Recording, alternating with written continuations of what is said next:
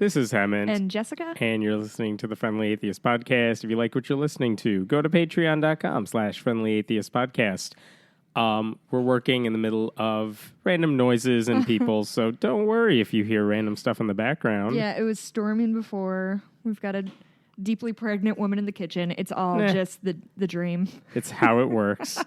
Okay, there are a bunch of smaller stories. This is thankfully not as, insane of a week as previous ones have been, but a lot of small anxiety stories as a result of this podcast that are just really interesting. It doesn't mean they're not important though. So here is one from BYU-Idaho, so Brigham Young University. We've mentioned this school before because their Idaho branch is almost more fundamentalist than even BYU itself in some ways. Is this the one that fired the professor? They fired a professor not too long ago because she basically said gay people are all right. Ugh. And they didn't like that. The horror. I know. So a former student there, she posted on the ex-Mormon subreddit yesterday, basically saying, I guess she has left the school. And so the school sent her an email saying, basically, hey, we want to know what's going on. Can you take a quick survey? I guess they just send this automatically to everyone.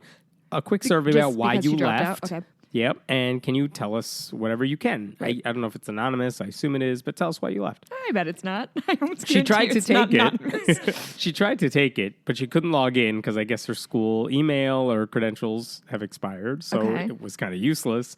So she just wrote them back an email, and it's not funny at all. Here's the email that she sent them to BYU-Idaho. Yep. Your survey didn't let me log in.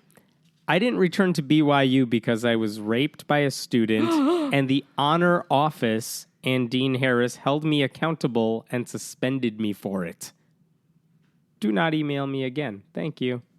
Oh my God. Wow. Yeah. And I obviously can't confirm any of that stuff, but I did speak to this person over email yesterday, and we're recording this on Thursday, whatever date it is. The third, maybe? I've lost track of time. Yeah, it's the third. She told me that she didn't want me to use her real name. That's fine, but I could talk about this. But the school's honor office, BYU has a rule that says you cannot have premarital sex. That is a violation of their school rules. It's a religious school. They're allowed to do that, whatever. I guess she had she had sex with some guy.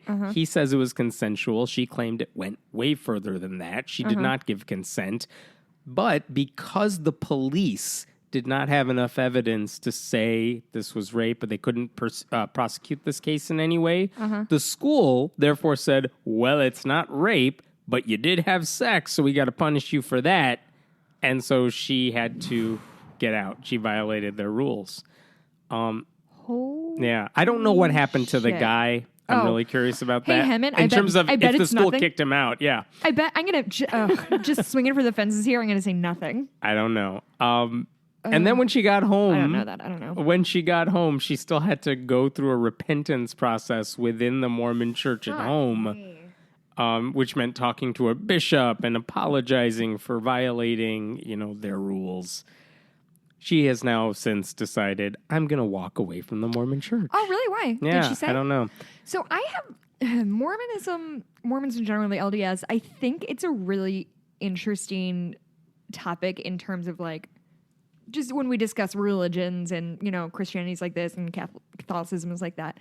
Mormons in so many ways are really the people that come out of it tend to be really good people and really hard workers. And I've known a lot of Mormons, and they have a good reputation. They do have a good reputation on the surface. Yes, and I've had many conversations with people of that. Their kind of thesis statement was those Mormons are great and generally raised very moral and upstanding and good kids with sharp haircuts, but. And it's easy to forget that shit like this happens, and it's so puritanical, and it's so by the book that even if they did suspend the boy for breaking the same rule, it still doesn't make any of this any better. That's saying the situation is still horrible. That's saying that possibly raping somebody is just as bad as definitely having sex. Yeah, right. Like, that's the same thing. Yeah. Cool. Definitely morally the same, Mormons. Good job. So, all right. Ugh, Let's that go. sucks. I hope. It really does. I hope she's okay. I hope things Yeah, I wish the get best for any her. better for her. I don't know. That's not even the right thing to say, but Yeah, I mean, there's a really good Mexican restaurant in Idaho that I would recommend to this young lady. It's near Salmon. will that make her feel better? It's called Broken Arrow. It's really good. I haven't been there in 10 years. There you go. I'm just trying to help. Anything will help. Okay, Knoxville, Tennessee. Okay. They've had some issues lately with a lot of church-state separation issues, but this is one that it seems pretty straightforward. There shouldn't be controversy about this. Okay. The Knoxville Police Department has a sign in the building that is Romans chapter 8, verse 31. It's a famous Christian Bible verse. Oh, so famous. I'm going to say it by heart. I'm going to sound like Hemmant, but... Here's what it says, Okay. the part that you've heard of. If God is for us, then who can be against us, is the sentiment here. If God is for us, who can be against us? It's part of the Bible verse. They have that plaque engraved on a plaque hanging in the police department. And so, first of all, I mean, there's so many things wrong with saying, hey, we're a police department. We work on evidence. We have weapons here. Yeah. God will protect us. But by the way, we need Probably not. bulletproof vests and guns and weapons. Oof. And also, I feel like that's a super good example of like another of those nonsense phrases that like it sounds really meaningful, but like, what does that? Doesn't mean I'm pretty anything. sure the criminals have a god too. I'm pretty sure other cities, police officers. No, but Hemmant, no, it's the wrong God. You know this Clearly. So the East Tennessee chapter of the Freedom from Religion Foundation, someone told them about this, had a picture of it. They basically wrote a letter to the police department and mayor and all this saying, hey, that needs to come down. We don't want to make a big deal out of this, but you should take that down. And about a week ago, one of the people, like the city has a law director, he basically made this argument that to the press, to the media, look, we would love to fight this thing, but it's going to cost a lot of money. It's a taxpayer issue. So the atheists kind of are making us do this. Yeah, we did a thing good, and that's the end of the story, right? Let's blame the atheists, is basically what he said.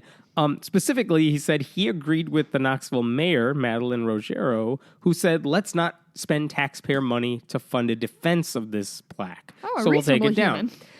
It's a reasonable conclusion, Yeah. but their argument was, look, it's just going to waste money on our end. It's not that we're wrong. It's that I see atheists what are you mean. suing us, and we don't want to fight this. It's a waste of time and resources. So I guess the atheists win. Don't blame us, blame them. You know what? I'm fine with that. But as long We've as been as taking long so as much the- blame for I know. so much shit. I will personally take that on me that I fucked over Knoxville, Tennessee. Sorry, Knoxville. That's on me. That's my bad. So that's what they did. They said, I think what they actually ended up doing is they said, fine, we'll remove the plaque from where it's at right now. We'll move it actually to a different part of the building, which perfect. sounds not like a solution Is it at the all. church part of the building? Yeah. No, but they created what's called, I want to make sure I get this right. Yeah, they created a hall of inspiration where they have this Christian plaque and plaques that have a verse from the Quran and a Hindu famous line and some secular, like Mark Twain something Okay. positive. That's fine. There's really nothing legally wrong with that as far as I can tell. I mean, it's dumb. It's dumb. I don't think that's legal, though. If you're a cop and you need to read those quotations to make you feel better, like, I don't know how much People confidence. love that garbage. But all right, it's not illegal, so fine. But here's the interesting thing. Wait, really? Mark Twain? They went Mark, Mark Twain. They had a couple What was others the Mark too. Twain quote? I don't know. I didn't see what it was, only that they included his words in there. Okay. But what's interesting is after they announced this, quote, Hall of Inspiration, now they're finally saying, because the Christian Broadcasting Network, the Pat Robertson Network, they do the 700 Club, they wanted to know, hey, if this is just a money situation for you and you don't want to waste taxpayer money. Wait, this is interesting. Good reporting, because this is a fair question. They wanted to know, they're like, I'm sure there are Christian legal groups like the Alliance Defending Freedom, American Center for Law and Justice. They'll defend you for free. Yeah. I mean, if you lose, you will owe money to the atheist. Sure. But they will defend you for free. So why didn't you take them up on those offers? Did none of them approach you about this? Okay. Which is an interesting question because, those Christian groups always approach police departments. And now they're in a bind because they already said we're not doing this because of the cost. Blame the atheists. Sure. And the Christian group is a Christian Broadcasting Network just says they'll do it for free. So just take them up on it. So now what did they say? Knoxville Communications Director Jesse Mayshark said other officials determined the Freedom from Religion Foundation was correct. Hey! And the plaque had to go. We did a thing. I know. And the mayor adds, as our founders recognized when they wrote the Constitution, the best protection for religious liberty is to restrict the government's role in promoting or endorsing any particular faith. Yay! Yeah, she went on. It's good. It's worth repeating. We may not understand that a Bible verse that gives us strength and comfort may send an entirely different message to someone else, that you are not welcome here, that this government body does not represent you. It's what the atheists have been saying forever. It just took the Christian Broadcasting Network to ask them a tough question to get them to admit that, we were wrong about this. It wasn't about money at all. I'm getting that statement tattooed across my back. It's a long statement. Well, that's that's an expensive, painful tattoo. And the mayor released that? The mayor said that. Oh, only after they were called out. But listen. I'm fine with that. That's awesome. Yeah, so they're finally doing the right thing. See, that's what this should look like. People sometimes are wrong, and it's okay to acknowledge it. Sometimes. And I'm sorry, was the mayor a woman? I think so. Okay. I just wanted to make sure we all noted that. Hey, really quick sidebar. Yes. What does the 700 Club mean? Do you know? We've gone through this, haven't we? You and I? We have. We have discussed this before, really? and at the time I kept then we forgetting. Don't have to talk it again. Because I have no idea. Is it 700 people? Maybe we have. No, that's because we had this, because it was the Jehovah's Witnesses. Oh, yeah, the 144. Okay. I'm Wikipediaing this thing right now. Perfect. In 1962, blah, blah, blah, had a telethon. Pat Robertson set a goal of 700 members contributing $10 a month. It's basically Patreon, but several decades ago. Oh. So they called it 700 Club, because you'd be supporting what Pat Robertson does. And it only took 700 people? At the time, then he expanded it to everyone on Earth has to give him money to do whatever it is he does. Well, I mean, his broadcasts are so high quality. I see why he needs to keep up that technology. That's excellent. Also, yesterday, I was in the city for a minute, supposed to play kickball. The team didn't show up. I drove an hour and a half with my dog into the city. Anyway, my husband and I were driving back on southbound I-55 in Stevenson. Okay. There's a Creation Museum billboard up there. Oh, I'm not surprised. I didn't know that. I'm not surprised. They try to go everywhere within like a one-day driving distance. So, what is Creation Museum? It's like 6 hours from where we are right now outside of Chicago. Yeah. So, yeah, if it's 6 hours away, they'll do a billboard. And I like it. I mean, it's on I-55, which goes south eventually towards St. Louis, and I like the prospect of they're catching people like, well, I'm going south anyway. I might as well just go with this momentum and go all the way to the Creation They didn't think this Museum. one through. Anyway, I was just very surprised by that. It's actually been a quiet Creation Museum week this week. It does have a big dinosaur on the. It's with a man riding it, I'm sure. There's no man. There's no saddle. I'm always disappointed, but it was like a museum with a dinosaur silhouette on it. Anyway, still frustrating. So the White House has a Bible study. Oh, yeah. What? Yep. Wait. Attend weekly. It's a week. Guess who doesn't attend? Is it Donald Trump? Oh, yeah. The White House has a Bible study. But everyone else attends. Names include Tom Price, Health Secretary, Rick Perry, the Energy Secretary, Betsy DeVos, the Education, Sonny Perdue, Agriculture, Jeff Sessions, Mike Pompeo, CIA Director, Vice President Mike Pence. Sonny. Former Georgia governor, I think. Anyway, they have this every week. In theory, this shouldn't be an issue. Like, Congress has a Bible study. As long as it happens when you're not on the clock. I don't care. It's just whatever. dumb. Exactly. It doesn't matter. It's not illegal. Now, I did hear this is taking place during work hours, which would be a separate problem. But let me put that aside for a second. And yes, Trump doesn't usually come to this thing. Shocker. But what's really interesting here, and by the way, the reason it's not a big deal, like, Obamas would go to church every Sunday or many Sundays. George W. Bush did something similar. That, again, you're allowed to practice your faith when you're in the executive branch. Right. But it's just more Christianity in this branch, which is interesting. Here's what's scary. The man who leads this Bible study, his name is Ralph Drollinger. He runs a group. God. Yeah, he runs a group called Capital Ministries. It's a whole ministry dedicated to helping Congress members get their Bible in. Religious. Yeah, so like they do the Bible studies in Congress. He sends out like, here's a profile of a wonderful, godly member of Congress, whatever. So he's the guy who's running these Bible studies. He's the one who talked to the reporters that, we have these Bible studies. Here's the problem with all this. This guy is so conservative in his Christianity. What has he said in the past? Catholicism is the world's largest false religion because it's not his brand of Christianity. God, I'm looking for a problem with that. But... Homosexuality is an abomination. Oh, now here are things that I care about. If a woman with children is serving in Congress, it is sinful. Oh, because she should be home with the kids. Not the dads, by the way, with the kids, just the women. Like, so this guy is very conservative. No, he sounds chill and reasonable.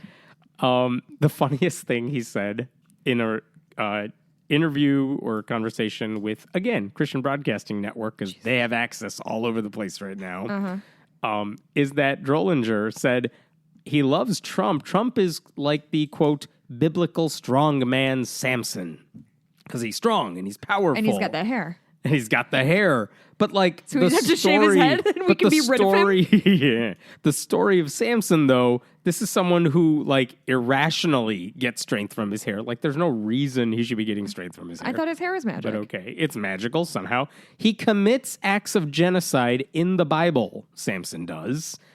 He gives away his biggest secret because his wife is like, how do we destroy you? And finally he's like, my hair, don't tell anyone. She tells people. Delilah, right? Delilah. I mostly know from that song. He's eventually defeated because of his pride. Like, comparing Trump to Samson is not a compliment. It's completely accurate. And completely accurate. What song is it? Someday We'll Know. Samson New Radicals. Look at me. Wow, you know a thing. I know a thing. Congratulations. There is a YouTuber, Dark Matter 2525, who does animations. Had a 3-part video series. It's animating the story of Samson. And literally the Bible verses pop up as they're going through the story. Oh, that's pretty dope. Like, he's not making this up. No. It's literally word for word. It's brilliant. I really like it. I'm going to look it up. Look it up. Okay. One more thing about Donald Trump and religion before we move on to something else. I'm just kidding. There's way more of Donald Trump and religion. There was this story that's still kind of in the news that is all about how Donald Trump's son met with a Russian lawyer when the campaign was going on to get dirt on Hillary Clinton. And like, we don't know the extent, but like, at first he said, no, I was just meeting with someone about adoptions because there's a thing between the U.S. and Russia about adopting kids. I want to talk to her about that. That was it.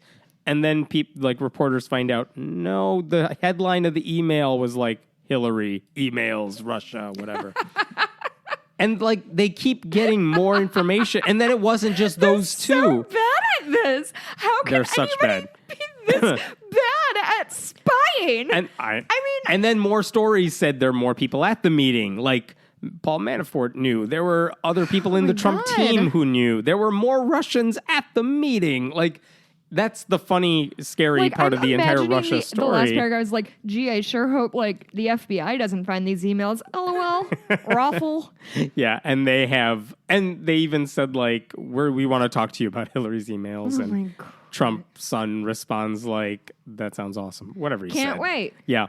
So, let's do collusion, Russia. The latest breaking story, it's Thursday, so this won't be breaking in 10 seconds. But the Washington Post said this week that, it turns out Donald Trump actually helped craft the statement that he didn't. lied. He can't read. that lied about how his son was meeting about adoption. So when they were like, oh no, they already know the meeting happened, what should we say about it?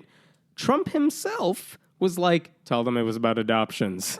Like, he totally was in on this. Cool. So that's a story. That's what a lot of political people were reporting this week. What's interesting to me and relevant to this podcast anyway is that Trump's lawyer, his personal lawyer who's been involved in this situation since like recently, whenever he hired this guy, Jay Sekulow, he's the guy from the American Center for Sekulow. Yep. He sounds like a secular superhero. Sekulow works for the American Center for Law and Justice. He's become filthy rich off the backs of Christians who give his family money to run these groups, and now he's Trump's personal lawyer.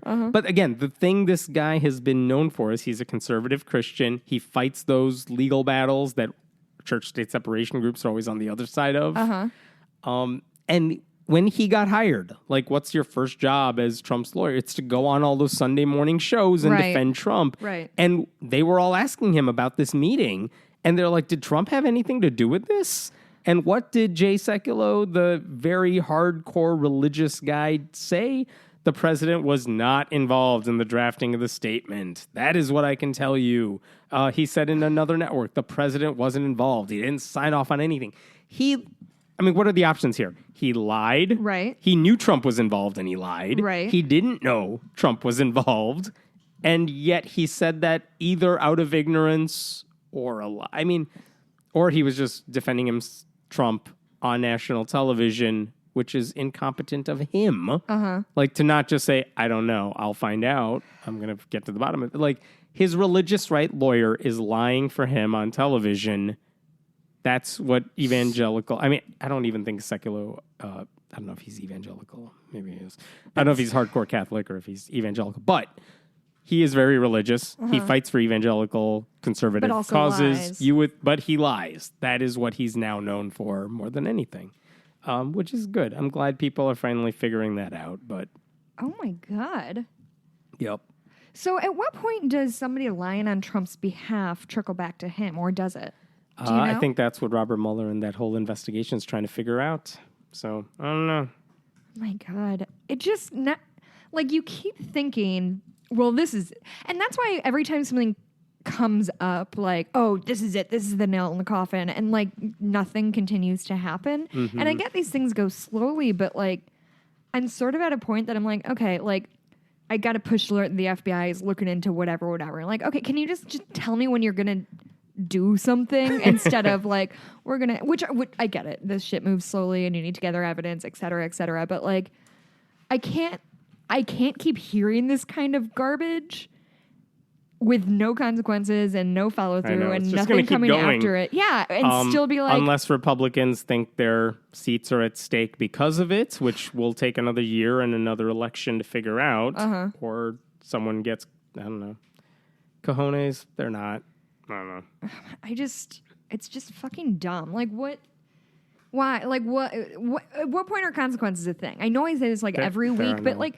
Just consequences no longer exist anymore. It's super cool unless, like, you have sex. And then everybody's, like, freaking the fuck out. Get out of our school. Light treason. Everyone's like, it's fine. Like, I Details. Just can't. I can't. All right. Cannot.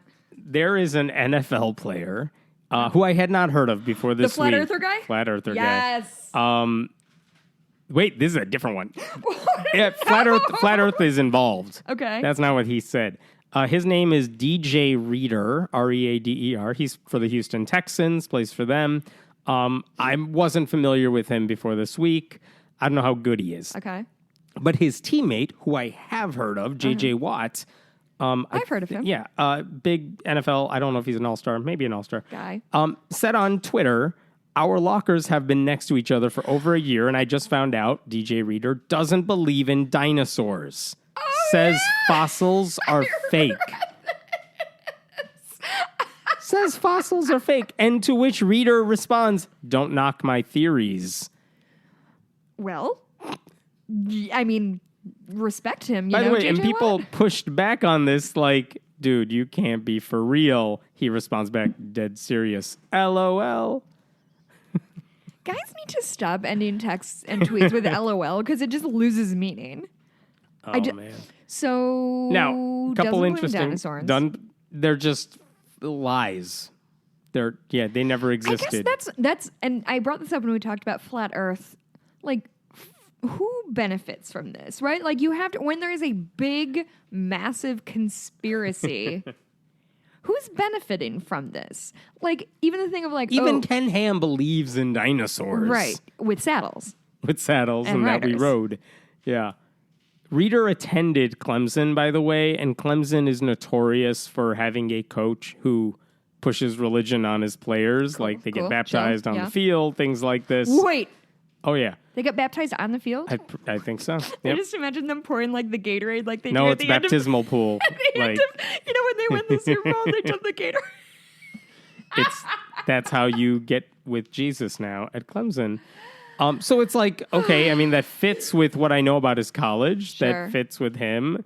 That also fits with everything I know about NFL stars getting their head bashed in way too many times. Yep. But again, this comes after Kyrie Irving in the NBA said the world is flat, and he still hasn't backed down from that, really. He doesn't even have an excuse. Show him proof.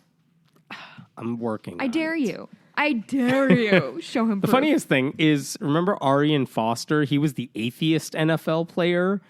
There was one in the NFL, openly atheist. He retired last year. He had injuries toward the end of his career. What, a football and stuff. player had injuries? I know. But he was playing on the same team. I don't know if they're on Houston's team. I don't know if their paths crossed at all, but man, to know what those conversations were like in the locker room if they ever met would be interesting. Yay. Okay. So baptized on the field, super chill. Baptizing the field. I can't. That's so weird. Yeah. Remember activist Mommy, the teen Vogue woman? The one who hated anal sex or something? Yup. Or something.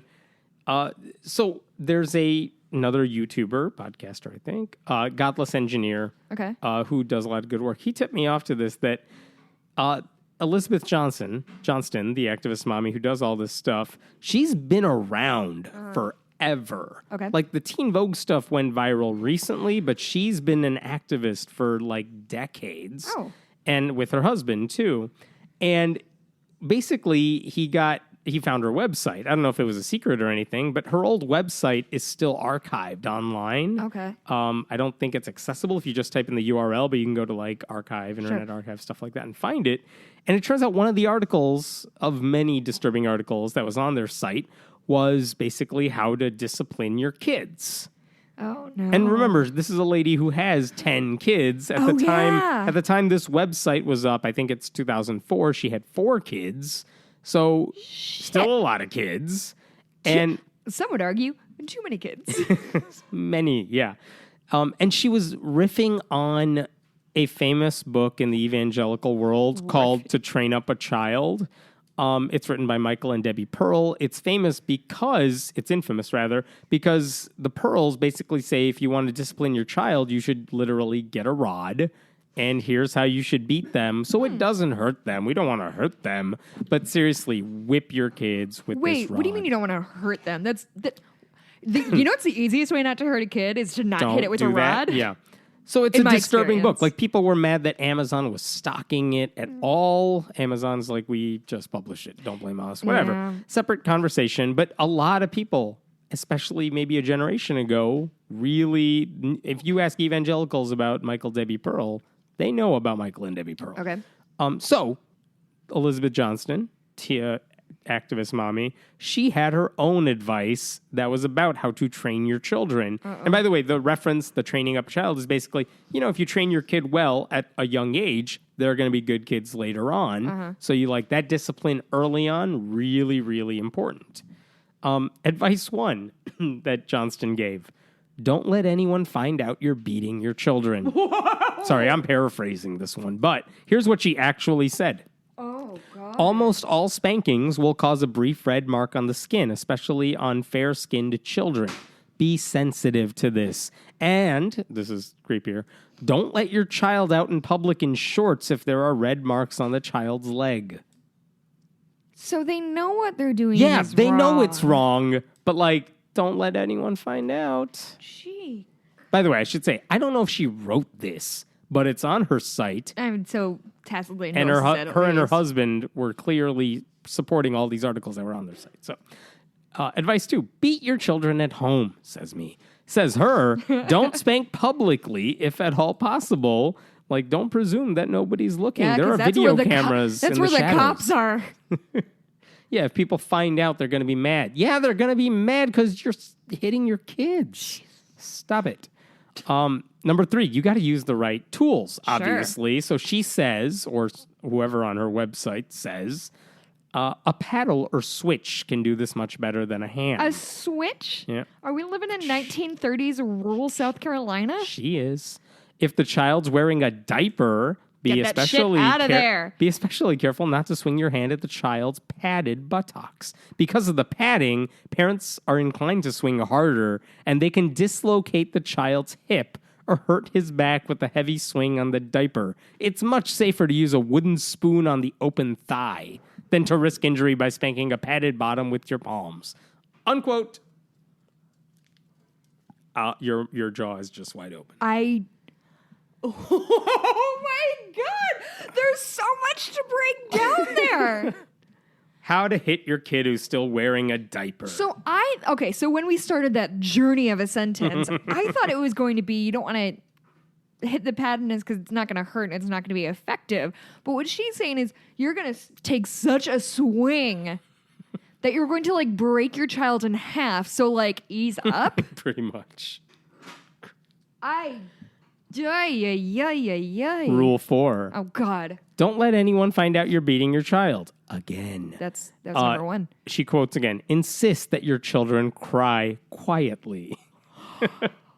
Oh my God, that's straight up torture. Strong, loud, uncontrolled crying is a manifestation of rebellion and should not be tolerated. Excessive screaming might also prompt a concerned neighbor to call the HRS, sorry. It was basically DCFS is what she was getting at, whatever No, they version call of the it. IRS because there's something jacked up with your taxes if your kid's neighbors crying might out loud. call DCFS on you if they hear your kids screaming like that. How hard are you hitting these kids that they're screaming and crying? Okay, so the thing I don't hit my kid. She cries loudly sometimes, but my God. The thing that I find really fucked up is that crying loudly is an act of defiance. As if kids have the ability to just stop. And also, like, that sounds like some grade A, like, cult brainwashing activity, doesn't it? Of, like train up a child. That's what that whole book is about. Isn't that how torture works? Like, we're going to hit you, and if you make too much noise, we're going to do it again or something. Like, I think that's straight up torture techniques. I'm not surprised. Thanks, cool, Jesus. Step 5, always get a lawyer for when you've gone too far, says me. Here's what she said. I forget that you're doing it in your own words. The DCFS thing, they have zero tolerance to spanking. If they learn that you hit your children, hits in quotation marks, they will not hesitate to take your children, and then you will be at the mercy of a liberal court. Oh, those liberals. Yeah. Oh, those liberals protecting kids. I hate them so much. Yes. If a social worker comes to your door, she says, just tell her she can ask her questions in the presence of your attorney at a later date. Okay, if you're a decent parent, you probably don't need an attorney for when people are asking you questions about your kids. So here's my question. Because I've seen online, like, I've seen people who are, like, super defensive of spanking. Yeah. And that's a position that I find really odd. Because, and I this get is a controversial one among atheists, Oh, is too. it? Yeah. When we posted about it, because some of them are like, my daddy spanked me. I was fine. That's exactly what I was about to say is, oh, I went through this. You can too, which I think is a garbage statement in general. And I think any time you're an adult who thinks spanking is okay. There is something wrong. Right. Yeah. Yeah. We don't want to raise a kid like that. No, you're 100% right. But like also, what a weird thing to like be mad. Like, I have the right to hit my child. Like, fuck off with your, like, I don't understand, like, why, not only, okay, I get it, like, if you grew up being spanked and, like, I got spanked as a kid, I think. No, I definitely did. But I would never, but I have heard and read and, you know, done research and it's like, oh, hey, maybe hitting a kid isn't the best solution because you're hitting your kid, and like that's probably because we tell adults don't solve your problems with violence. And I just find it like a really perplexing hill to die on of like, no, fuck you. I get to hit my kid because it's my property or something. It's not the same thing, but it's the same type of logic we get when we talk about genital mutilation or circumcision too, which is to say I get to do whatever I want to my kid. It's my kid. You can't tell me what to do, including hurting it. It's not old enough to make its own decisions or think about this stuff. So I can go this far. Well, and it's like, where do you draw the line there? Even that gets into territory of I don't vaccinate my kids, or I don't bring them to the doctor. I mean, if your kid dies under your watch from something preventable, like, no, we're going to super hold you accountable for that. And if you're giving rules on how to hit a kid who's in diapers, like, they don't know stuff. They're going to watch you to learn stuff. Yeah. And they'll kids don't have that, not that I'm a child expert, but like kids don't have the kind of self-discipline or like ability to see, like, foresight is the word I'm looking for. Like they just can't control themselves. They're little terrors running around. Like they don't know what they're doing. They're like Tasmanian devils, probably. Right. I don't know. I've met your kid like twice. She seemed nice. She's a Tasmanian devil at times. It's all good. But like to think that hitting them is the way to get through just seems gross. Yeah.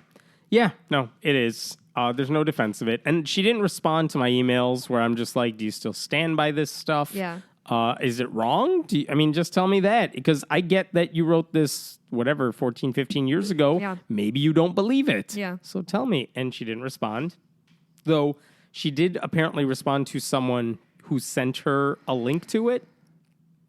Basically saying these are just like, liberals or, haters who are just out to get me. Didn't actually respond to the content. We do that time after time of like presenting somebody's words to them, and somehow we've spun it or we were out to get them. Like, no. I'm quoting you directly here. I'm not spinning anything. The thing when NPR was retweeting the Constitution, the Declaration of Independence. The Declaration of Independence, one line at a time. And people were like freaking the fuck out. Like, no, these are just the words that we have. Like, if you think me giving your shit back to you is me like coming for you, then maybe like reconsider your stances. Yeah. I don't know. I think it's weird. Okay, so a while back, we talked to a woman named Britt Marie Hermes, who is a naturopathic doctor. Cool. She was someone who went to a naturopathic school. This is one of those schools where they teach you complementary and alternative medicine. And, we'll teach you how to cure for the whole patient. Mm-hmm. And it's all BS, the stuff they teach. It's fake medicine all the time.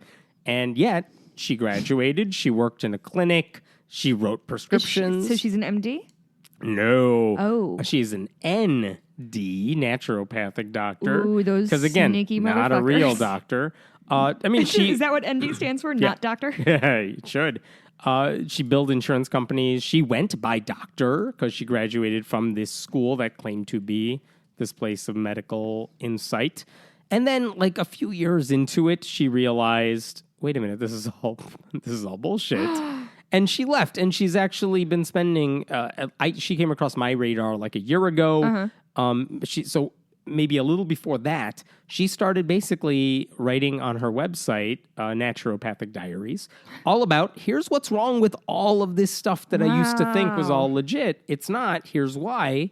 And she's coming from a place of expertise, like, because she's gone through the training. Right. So she could tell you, here's what they taught us about it. Here's what your ND or whoever is telling you about this stuff. But here's the science behind it. And here's why it doesn't work. So she's awesome. Good for her.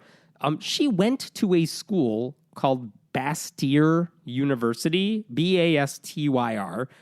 It sounds like a mythical creature to me or something. Yes, it does. But it's in Washington State. That's where the school's located.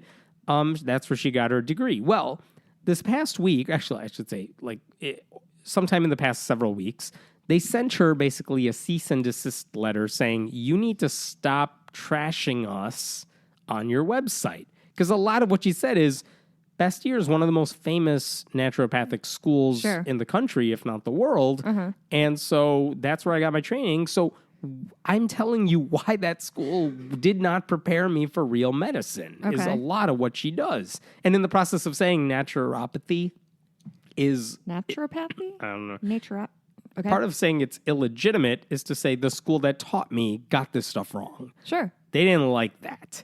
And so they actually had a list of things she had said that they said, look, take it down from your site or we may sue you for defamation. She's since gotten an attorney of her own. They're working on a response to the letter. It hasn't been released yet. But what did Bastyr University not like about what she said? I'll give you a couple examples. Yeah. Hermes said on her website, quote, Bastyr has incredibly low entrance requirements for naturopathy students. Which, by the way, without looking at anything else here, if you're not in real medical school, the requirements to become a doctor, in big quotes, like they're going to be lower than medical school. Because if you were good enough to get in medical school, then you'd be going to medical school. So, for example, this is what the school said. And they prefaced it with fact in all caps, underlined, bold-faced. Fact. In addition to, I'm going to paraphrase here, in addition to needing a bachelor's degree from an accredited school, to get into Bastyr's naturopathic doctor program, you need to complete college-level algebra, chemistry, bio, physics, and psychology. You don't get credit if you earned lower than a C-, and the average GPA for admitted students is like 3.3 or 3.4. I'm not trashing any of that. Like, good for you if you got a GPA that is in the threes. Good for you if you got a C or higher on basic college level. Right. You know, run the gamut of STEM classes. Good. None of that. I'm telling you as someone who attended med school for a year before leaving it, it would not get you in medical school because you need way higher requirements. Basic requirements. Yeah, it's like Go saying... over them again. You said algebra? Algebra, chemistry, biology, physics, psychology. I taught at a high school for years. Some of the smarter students at the high school, they finish those courses, all of them, before they graduate. So they Doogie Howsard.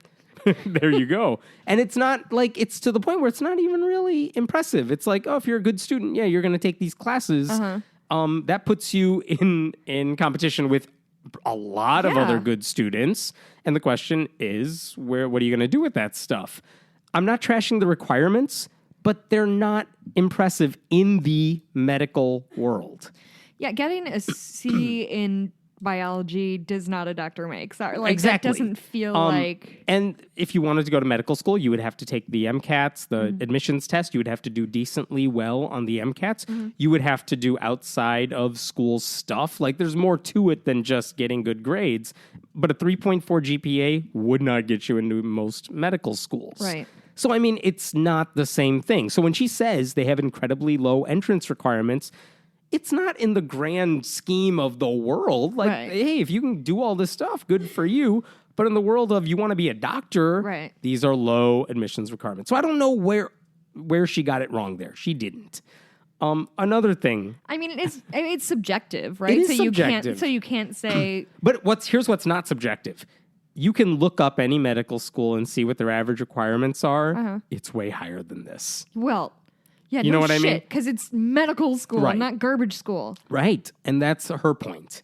She also said on her site that Bastyr promotes anti-vaccination treatments. Because that is a lot of alternative medicine. It's like doctors, real doctors, will tell you, look, your kid's born, they need these vaccinations on this schedule. So whenever I take my kid to the doctor, we take our kid to the doctor, it's like, oh, it's the 6-month checkup, 9-month, 12-month.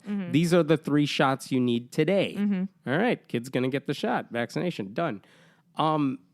There are people, and this is like the Jenny McCarthy defense, because she doesn't like it when people call her anti-vaxxer. She says, I'm not against vaccinations, but, and this is where she gets wrong. Yep. She says you can delay them because it's not good if a kid's getting 4 or 5 shots at once. How do you fucking know, Jenny McCarthy? Like, that's what fucking pisses... We spoke with Paul Offit a while ago. He was a doctor who said your kid encounters more bacteria diseases coming out of the birth canal than they do getting any of these shots. I remember that interview. That shook me up because he said something about, like, all doctors get 1 death or something like that. Or parents or something. Like, you get 1 dead kid free.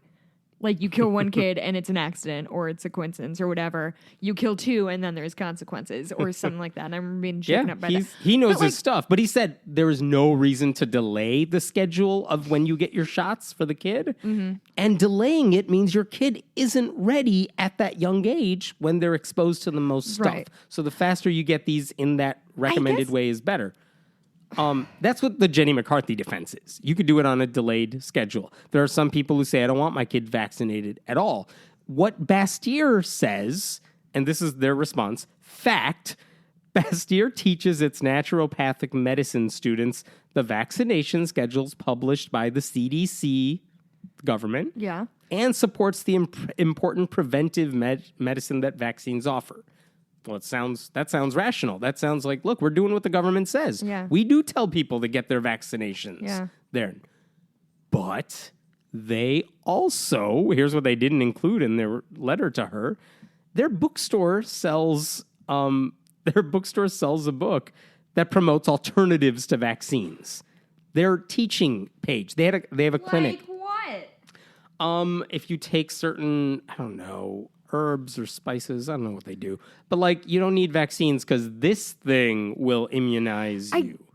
It's such fucking bullshit. It's so dumb. They have a teaching clinic at Bastyr, and they had an archived page that it's not there anymore, but it used to be, that said getting your yearly flu shot can, quote, weaken the immune system's natural defense mechanisms. No, that's not how it works. It's literally not how it works. That's the actual opposite of that.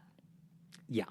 So they might say, look, we teach kids the right stuff, but we also, this is what they didn't say, but they also teach them the wrong stuff. And they act like it's okay. That's like saying, this is what the Ken Ham argument is when they all say we want people to teach creationism in public schools. Mm-hmm. Here's what they'll say. We don't want you not to teach evolution. We just want you to teach all controversy, teach the alternative perspectives. And the answer is there is no alternative perspective. Right. It's just the one you like, but it has no basis in science. It's the same thing here. There's the vaccination schedule endorsed by doctors, pediatricians everywhere. Mm-hmm. And then the alternative stuff that is dangerous and has no scientific And what basis. I don't so whenever you hear people who are anti-vaxxers, it a lot of time comes back to like big pharma, pharmaceutical companies, yada, yada, yada. The Jill Stein argument. God, don't even with her. But, and whatever, like there's discussions we can have about the pharmaceutical industry that they're not in general a super wholesome group of humans. But I think that argument falls apart when it comes down to physicians. To people who, and I know I mentioned it, but I've been listening to Sawbones, and one of the co-hosts is a physician. She's a family doctor. And she says a lot, like this idea that like I, as a I care about my patients. The fact that I would purposely do something that I think is harmful for a child or withhold something, like when they say, oh, there's a cure for cancer, they just don't want you to know. Like, if she knew how to cure cancer, like, she's a fucking she's a doctor. She cares about people. Like, your doctor's job is to make you better. And this They're idea not that messing with you just for the hell of it. And that like not just individual doctors are like malicious, but like as a monolith, like as a group, all doctors went to medical school as a big, like a really slow payoff of like, okay, I'm going to go through college, I'm going to go through medical school, I'm going to go through my internship, I'm going to go through my residency, I'm going to do all this shit, and then I'm going to line my pockets with that good pharma money. Like, no, if you have that kind of nefarious attitude, you're going to do a lot less fucking work to get there and just like moonwalk over to Wall Street and like get a power tie and get it that way. Like, it's so absurd on its face. So these naturopathic schools, I mean, they're not substitute medical schools. They are like low grade. It's like comparing all those bad Christian movies to actual movies. Oh, it's just low shots level. fired Christian movies. So I don't know.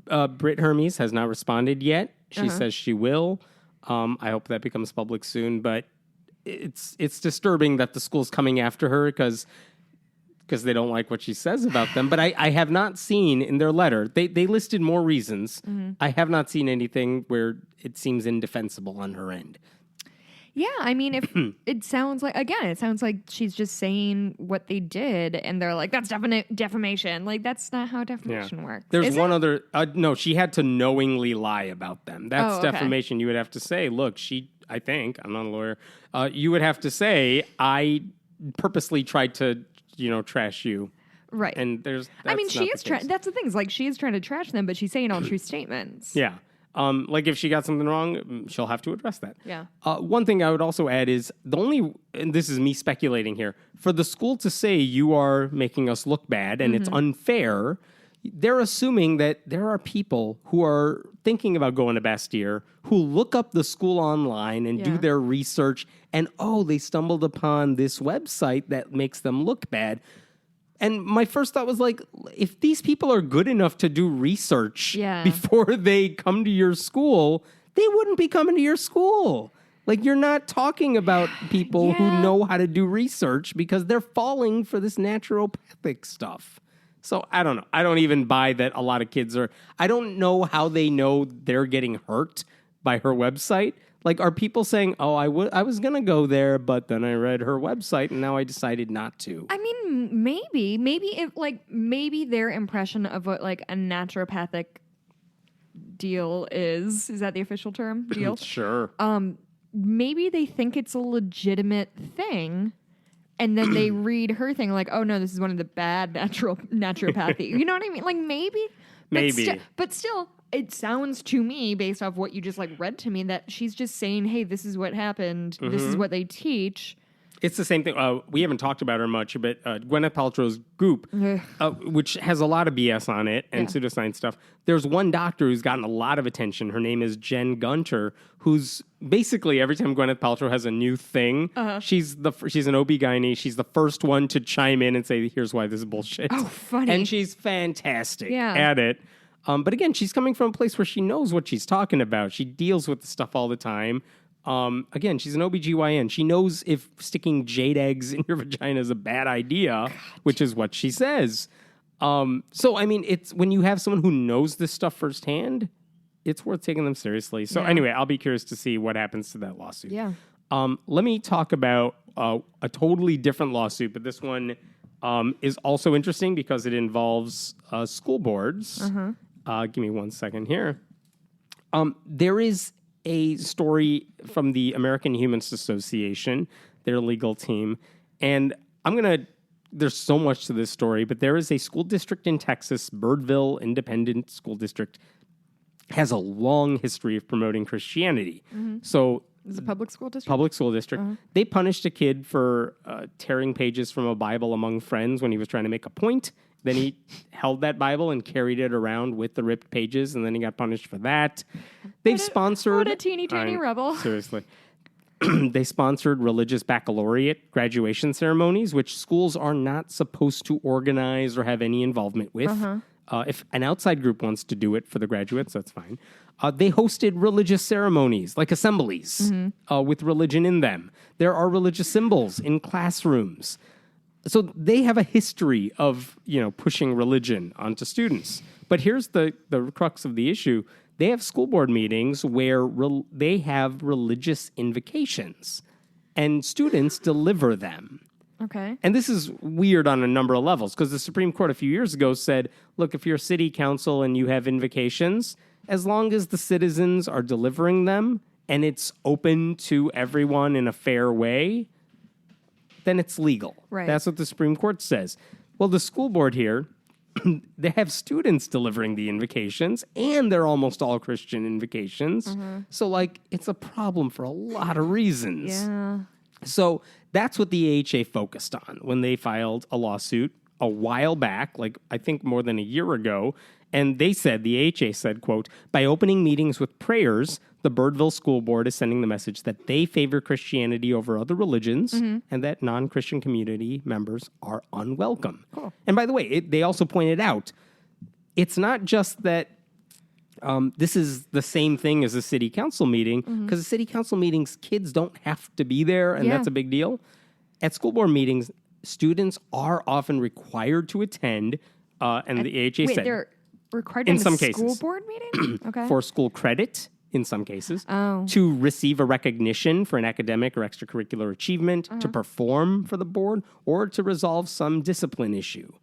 So, like, there are times when some students would have to be at the board meeting for some reason. Sure. So, like, there is a coercive, an audience that could be coerced here, and it's young. So, I mean, that's another element to all this.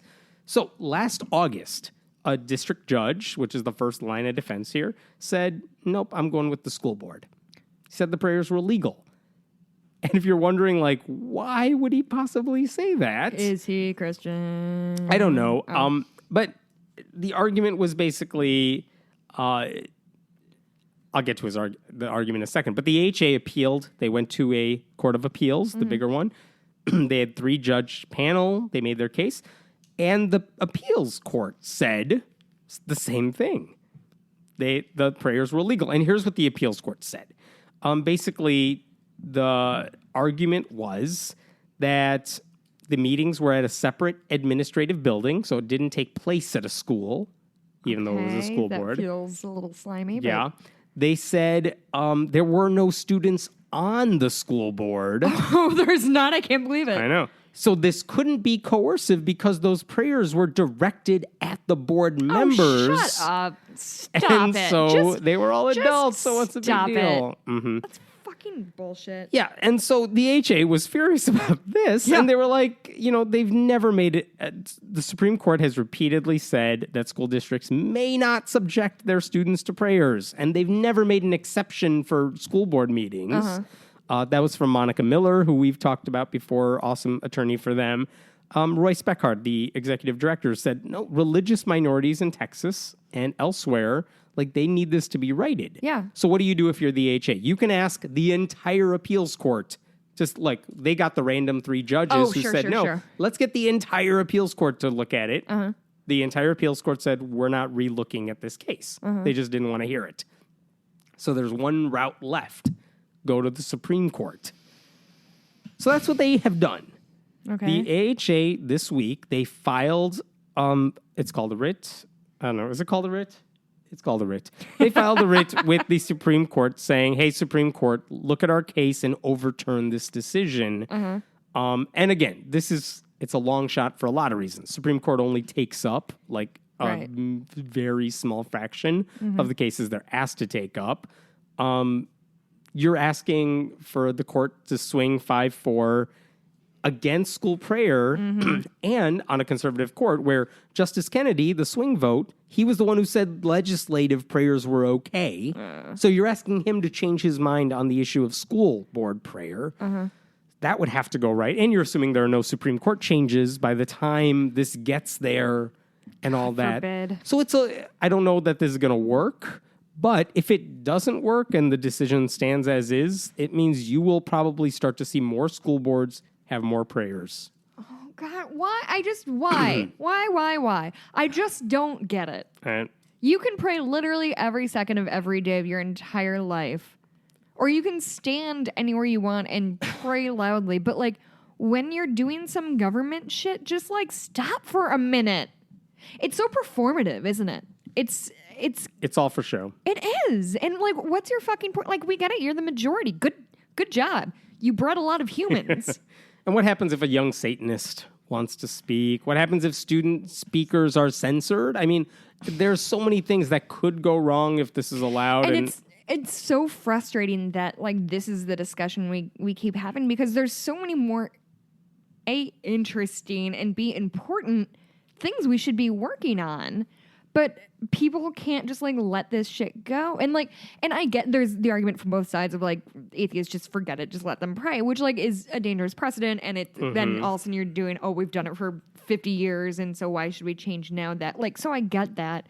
And obviously I'm falling down on the side of the atheists shockingly, but it just seems like a dumb thing to like, this is the thing that's the most important to us. Yeah. This is it.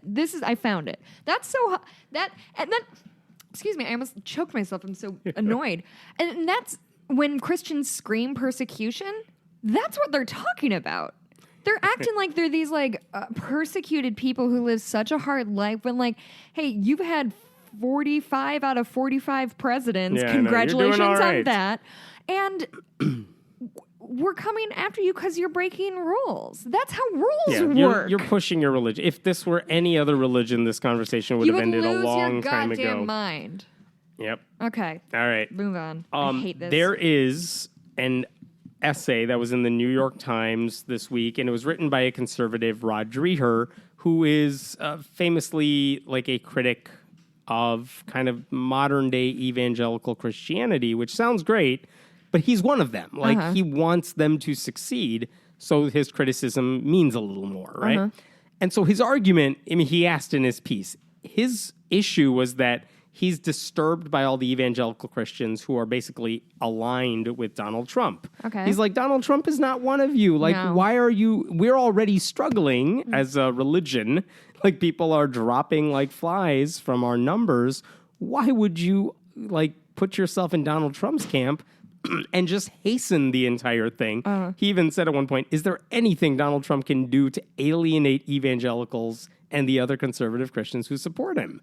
Like, I don't know, unless he decided, maybe he one day tweets out, like, I think women should have bodily autonomy and decide what happens to their own bodies. If he accidentally said women should have rights, they might draw the line. Barring that, I don't know what they could do. So all of that sounds great. It's good to hear that criticism, especially from someone inside that ranks. Bubble. Yeah. Here's where I think Dreher totally misses the mark, though.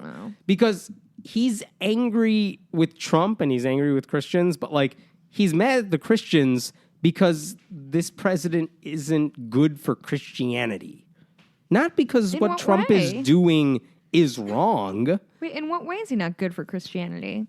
Because he's making them look bad, more or less. All the things he does is bad for Christianity in the long run. So some of the things he said, you know, the waning of Christianity will not only be a catastrophe for the church, but also a calamity for civil society. He's basically saying we need the church. We need the church to instill morals and goodness throughout the world, and Donald Trump is making that harder for us to do that because people don't take us seriously. Right. I don't really understand why he thinks there would be a calamity to civil society if Christianity suffered. Like, I'm pretty sure we're doing worse because they're in power. Yeah. But all right. He also said, too many of us are doubling down on the failed strategies that have not worked. But what he's saying is, look, we decided to do the culture war games. Look how that backfired on us. Now we're aligning with Donald Trump. Like, you think more people are going to become Christian because they see this partnership? That's not going to work. Well, especially when he's got a 33% approval rating right now. Yeah. And like you already have like 70% of the population. So like maybe you shouldn't target the 33 Why are you people alienating even more people?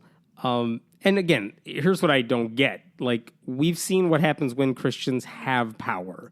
This is one of those times, but even until now, What would we be missing if more people left Christianity as a result of watching what their Christian leaders are doing to Trump? We'd have less to talk homophobia. About yeah, we'd have to talk about prayers in public a lot less. I know, more people who understand science, better movies. I don't know, like...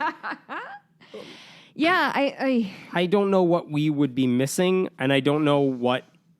I'm bothered by the fact that he seems less concerned about Donald Trump in what he's doing, and he's only upset about Donald Trump in that he's hurting Christians. Well, I mean... Because he's making them look bad. He's in power. The Christians are in power, and Donald Trump is threatening that power, and he doesn't like it. And that's what it comes down to, is he doesn't want to lose his spot on the ivory tower. Yeah. And the funny thing is, Dreher is a conservative with a lot of policy views that are conservative as well, which is funny because, like, Republican Senator Jeff Flake made a lot of news this week because he wrote a piece for Politico where he's, like, basically trashing Donald Trump, and he's trashing his party for going along with Donald Trump. Rightly so. Rightly so. And that essay makes you think, like, and this is a guy who's vulnerable in 2018, so he's trying to, like, build himself up now. Mm-hmm. But it's like, dude, you voted for all those horrible healthcare bills. You voted with Donald Trump. Yeah, what has Donald Trump done that you're like, oh no, that's too far? Yeah, because you're voting with him just about every time. Like, he sits on the Justice Committee, I think, like the Judiciary Committee, which means he has the power to actually do some stuff to look into what Donald Trump has been up to. Yeah. Hasn't done that. Yeah, and you're right. And when it comes down to it, like, is the thing that you dislike about Donald Trump is, like, he's kind of an asshole? Because, like... Yeah, that's the least of our issues. That's exactly right. Like, he's a nightmare human on every front, but you're worried, like, he's making y'all look bad? Like, that's your gripe with him? What? Because he's... You're in the party. Like, Flake is enabling everything Donald Trump is doing because he's going along with it. And it's the same thing I want to say to Dreher. Like, if you're bothered by all these evangelicals do something about it. Yeah, do something more than just saying, like, I'm upset about this. Tell them, like, yeah, me too, you're but leaving. I don't, or I'm not tell in them Congress. You don't. Explain why evangelical positions on these conservative things are wrong. You would think it would be easy to make a Christian case for better immigration policies, not the ones that they're proposing right now. Or more, if you can make an argument that gay marriage equality should be fine within the church because we like marriage and we like monogamy. So look, you have gay people who want to get married. You could make that argument if you wanted to, and you but say they worry don't. about little kids. Okay, well, you're not doing anything to help mothers who need help. Find homes for kids with, like gay parents. We'll give these kids a loving home, but like, oh no, 2 moms. Right. And so Dreher, he's in there. He's in those circles, but I don't know. He's not criticizing them the way they should be criticized. And like, so it's not as strong as I think he thinks it is in his head. Well, and I think he thinks it's sort of an act of defiance to be standing against Trump, and he thinks that's enough.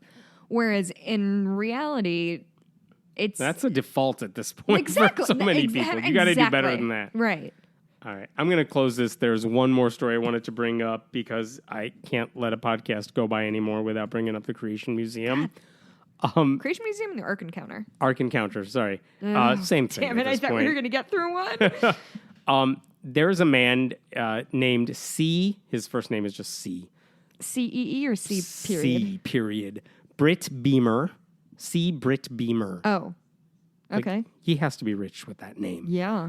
He's a conservative activist. His name was Beamer, and he dropped his first name. That's rich people things. I know, right? He's a friend of Ken Ham's. He is also a guy who runs a research group. They do a lot of market research, things like that. Okay. That's fine.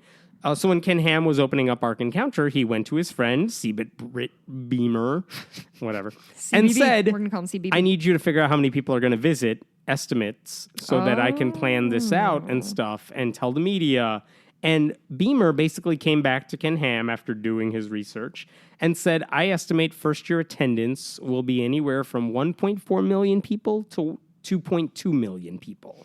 This was in 2014, I think. I mean, long before it opened. It opened in 2016 because we're doing the 1 year anniversary. Right. Now. Okay. So before it opened, long before it opened, he was estimating 1.4 to 2.2 million. Okay.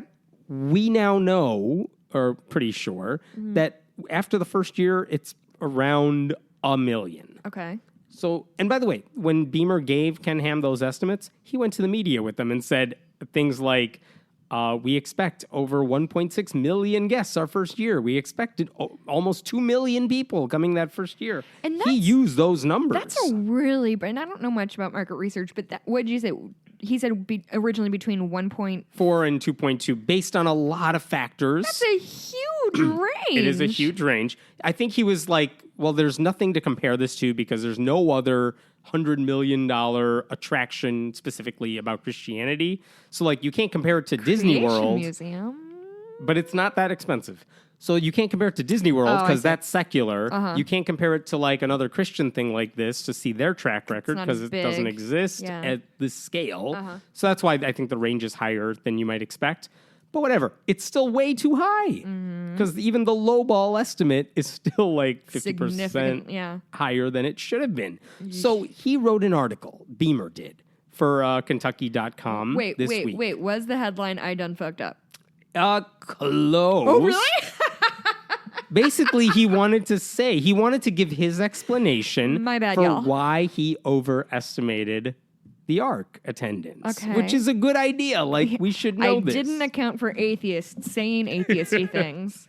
We've heard that excuse from Ken Ham, right? We blame atheists. They trashed us too much. So he wrote this letter to the editor, but it was a long one. So think about all the things he could have blamed. The ticket prices are $40 each for adults. Like, you want to take your family of 4, it's like $160, $70 plus tax, plus parking, whatever. You could blame high ticket prices. You could say the exhibits suck because it's sound effects and nothing. Like, a Noah's Ark doesn't have good exhibits. Right. It's got animals. You could blame atheists again. 2 of most of them. Here's what he said. Oh, God. I was disappointed the Ark hit only 1 million guests this past year because we should have had more. Cool. We opened on July 7th, 2016. By opening this late, we missed those who planned their summer vacations in March, April, and May. That was his argument. We opened in July. We missed out on all those summer vacationing people and those who plan their summer vacations. Yeah. Hammett, go for it. Just really quick question. Please. In the last 12 months, since July 2016, has there been another March, April, May? There have been in 2017. Because I wanted to check because my Gregorian calendar sometimes lets me down. So those don't count what clearly. Is he talking about? I don't know. The other thing is you open in July, but he said people plan their summer vacations in March, April, and May. Even if the attraction isn't open yet, people knew it was gonna open. They could have planned in May to go there in July. Yeah, they didn't go there in July 2017. That too. This is dumb. He's dumb. He's the marketing expert here. Then they and by the way, delayed it 3 months. Here's the best part. Months. If you look back at this, so why did they pick July, I guess is the question. Yeah. And why didn't Beamer say, hey, if we open in late July, we're going to miss all this summer traffic on year Beamer, 1. That's your literal job. Right.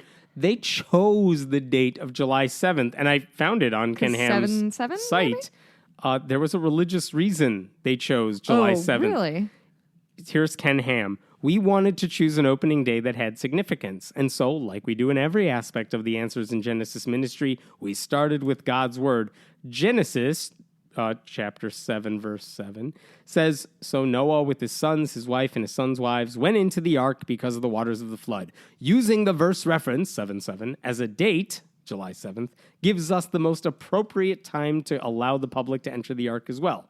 So opening on that date was a way to honor God. Fucking whatever. That's fine. So if dumb. Everything about this is fucking dumb. If Beamer really wanted to open earlier, he's defying Genesis and basically saying Ken Ham shouldn't have trusted the Bible for opening on July 7th.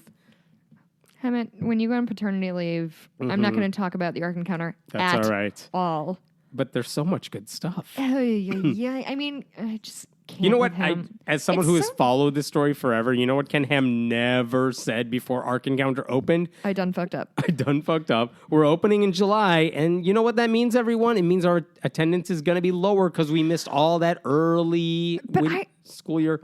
But again, there's another summer. Yeah, that was a really dumb time to open. But also, I don't remember hearing, like, we're opening on this day because of this. Like, do you remember, was that publicized or was the Genesis thing? Yeah. It was on his website before it opened. That's like, we knew why it was going to open. He never said, we're opening this late. We'll sacrifice some attendance. Right. But it's following the Bible. He never said that. Well, I mean, this is you put in hindsight, rationalization. Of like, we didn't get the numbers. So we had this, like, ready-made list of excuses. Yeah, look, no one's going to Ark Encounter because the people who've been to Ark Encounter are not thrilled with it. Yeah. Unless you're a diehard Christian who thinks this is the greatest thing ever and Disney World is too far away. You know what? And Harry Potter's of the devil, so you don't want to visit. You know what it makes me think of is I don't know if you've ever seen interviews from after when the Phantom Menace, which is the Star. There you go. Something. Star Wars. So Phantom Menace was the first prequel to come out in like early 2000s. Yeah. And they would interview people coming, and it's Out of a the famously theaters? bad movie. And they would interview people coming out, and they're like, so like just dead behind the eyes of like, I hated that, but it's still a thing I love. So like, how do I process this? That's kind of what like I imagine Ark Encounter people are like, of like, I wanted to like it so bad, and I have to keep smiling because I'm a Christian, and that's what we do is smile through the pain. Ark and Encounter is the phantom menace of the creationist world. So you heard it here first, folks. Which is sad because you know they're going to do even more sequels. Do you think? I mean, they can. How? Or they're going to build on top of whatever they have. But now. how can they're they- building a giant Tower of Babel.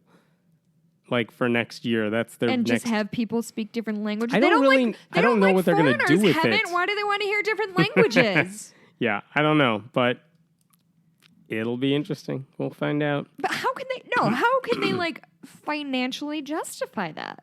Because the more attractions they have, the more people who will want to visit in their heads. And notice that their exhibits are never, let's take what we already have and teach people more stuff Right. about Noah. Let's improve the exhibits we have or get new exhibits because there are none. Like, you know what real museums do? They're like, hey, you have an like, artwork at your rotate. museum. Let's bring it here for an Yeah. exhibit. So people have a reason to come back. They don't do that because there's nothing to learn there. This is dumb. I still want to go there though. Okay. Summer trip. No one's doing it before July. Yeah. Okay. All right. That was so, stupid. Not this podcast. Just like everything know. Ken Hamsazer does. I know you're talking about the podcast. It's all good. You caught me. Thank you all for listening. We'll talk to you soon. Patreon.com/Friendly Atheist Podcast. Yeah, you can follow me on Twitter at Blueberry BLUEBURIE. My Etsy shop is Bitches Get Stitched Done. I actually have gotten 2 custom orders from Look at you. listeners. One was, maybe you know this because you know what math is. Do you know what a unit circle is?